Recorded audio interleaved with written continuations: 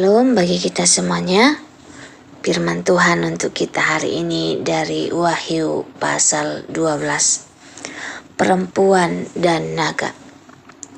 Maka tampaklah suatu tanda besar di langit, seorang perempuan berselubungkan matahari, dengan bulan di bawah kakinya, dan sebuah mahkota dari 12 bintang di atas kepalanya.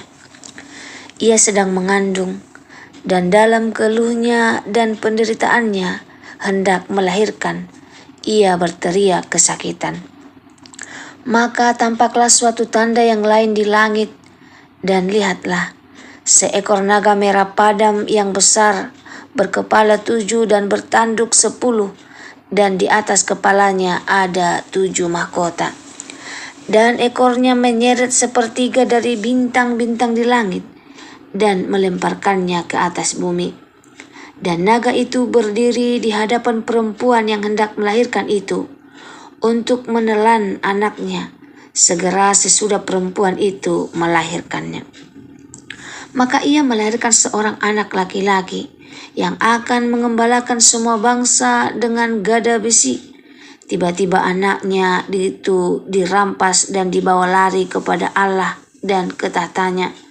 Perempuan itu lari ke padang gurun, di mana telah disediakan suatu tempat baginya oleh Allah, supaya ia dipelihara di situ 1260 hari lamanya.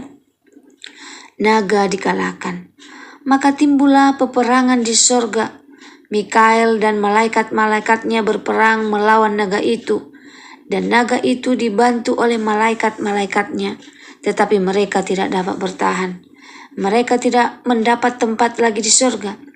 Dan naga besar itu, si ular tua yang disebut iblis atau Satan, yang menyesatkan seluruh dunia, dilemparkan ke bawah.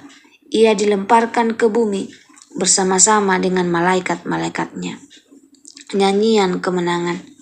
Dan aku mendengar suara yang nyaring di surga berkata, "Sekarang telah tiba keselamatan dan kuasa dan pemerintahan Allah kita, dan kekuasaan Dia yang diurapinya, karena telah dilemparkannya ke bawah pendakwa saudara-saudara kita, yang mendakwa mereka siang dan malam di hadapan Allah kita.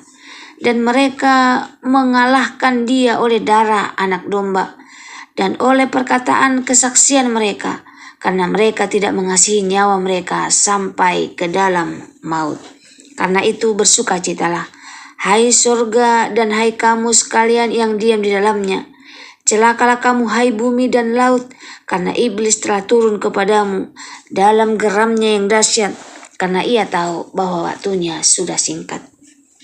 Naga memburu perempuan itu. Dan ketika naga itu sadar bahwa ia telah dilemparkan di atas bumi, ia memburu perempuan yang melahirkan anak laki-laki itu. Kepada perempuan itu diberikan kedua sayap dari burung nasar yang besar, supaya ia terbang ke tempatnya di padang gurun, di mana ia dipelihara jauh dari tempat ular itu selama 1 masa dan 2 masa dan setengah masa. Lalu ular itu menyemburkan dari mulutnya air sebesar sungai ke arah perempuan itu, supaya ia dihanyutkan sungai itu. Tetapi bumi datang menolong perempuan itu. Ia membuka mulutnya dan menelan sungai yang disemburkan naga itu dari mulutnya. Maka marahlah naga itu kepada perempuan itu, lalu pergi memerangi keturunannya yang lain, yang menuruti hukum-hukum Allah dan memiliki kesaksian Yesus. Shalom bagi kita semuanya. Firman Tuhan untuk kita hari ini dari Wahyu pasal 12 ayat 1 sampai 17. Judulnya tetap berdiri di tengah peperangan rohani. Saudara, bagian firman ini menggambarkan sesuatu yang tidak terlihat oleh mata kita.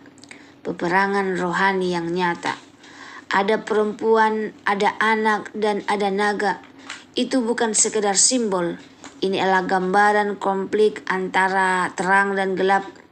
Hari ini kita belajar bagaimana tetap berdiri di tengah tekanan hidup dan serangan rohani. Yang pertama, hidup orang percaya tidak lepas dari pergumulan. Perempuan itu hendak melahirkan, tetapi naga sudah menunggu untuk menghancurkan. Artinya setiap rencana Tuhan dalam hidup kita pasti akan mendapat perlawanan.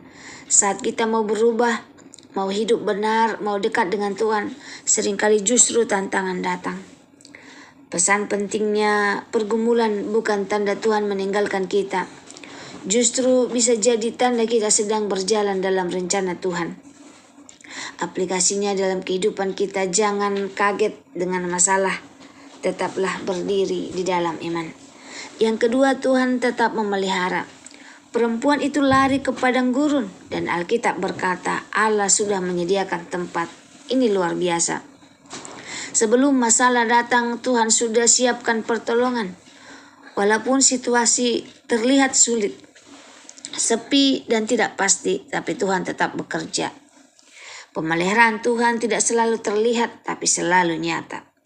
Percayalah walau belum melihat. Jangan menyerah di tengah proses. Tuhan tidak pernah terlambat.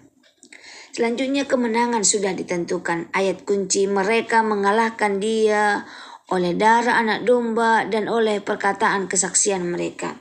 Artinya kemenangan kita bukan karena kuat kita, tapi karena pengorbanan Yesus, karena kesaksian iman kita. Iblis sudah menuduh tetapi tidak bisa mengalahkan orang yang percaya. Kita tidak berperang untuk menang, tapi kita berperang dari posisi yang sudah menang. Pegang imanmu, jangan diam, tetaplah bersaksi. Hiduplah dalam kebenaran.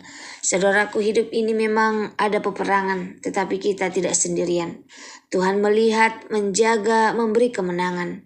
Hari ini ambil keputusan, tetap setia, tetap percaya, tetaplah berdiri sampai Tuhan datang. Semoga firman Tuhan hari ini menjadi berkat bagi kita. Terima kasih, Tuhan Yesus memberkati. Shalom.